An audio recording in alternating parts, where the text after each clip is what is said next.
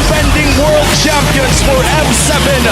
Dalawang kampiyon, isa ang... Okay, babanggain lang ata dito yung catapult para mapigilan. Pero si Kiko ay wala ng takas. Prince! Nandun yung Mystic Gush. Atras muna si Light.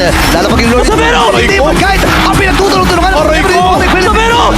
At si Sabero kayo rin nakakapihit. Ora, pagong. Oo, at buhay tutuloy na rin to ng Onyx. Papasok si Edward sa likod. Si Kurt, ako, babagsak si Ay, naku, Prince! Sabay ang Mystic Gush ang nangyari. Pero na-picturean si Yue.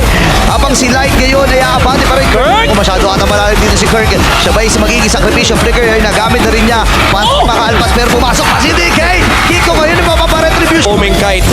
Kiko. Oy, oy, oy, oy! Nagamit! Makakatakas ba dito si Light? Napik. Miyembro dito ng Onyx PH. Pero meron din Mystic Gush na sagot dito. Si Yue at si Kiko ay nababaran. Mamamatay ang Sigmund. Edward! Si Edward ay papasok na rin. Critical ata dito si Bruce. Oh, Brent! Pamog! Super hirap ito, pre, ah. Yeah, kailangan mo pasagin yung formation ng Onyx Light.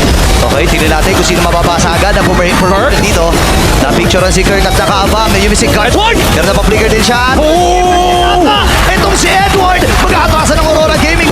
Gamit yung shot. Pero hindi sapat yung damage doon. At mamamit. Magiging desisyon nila dito. Si Light dun sa may madalikuran. Sino mapipicturean? Retrihan na lang ata ang mangyayari. Pero walang umapas dun sa Lord. At si Edward pa. Mr. Consistent. Sabero! Pero si Sabero ay nakakaprihit din. Si Edward ngayon ay umaatras na. Pero wala na siyang aatrasan. Kasi random na magiging call dito ng Onyx. Oh! Memory resistance. Pero di sapat yung damage. Kailangan lang lumayo dito ni Yue.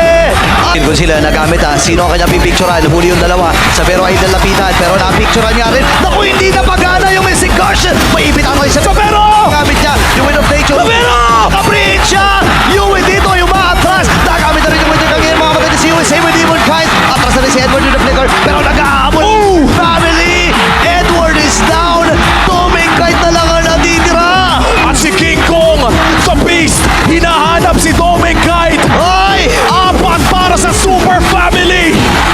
Tatapusin na ng Onyx Philippines ang paghahari ng M7 World Champs at sila ang tatawid sa next round.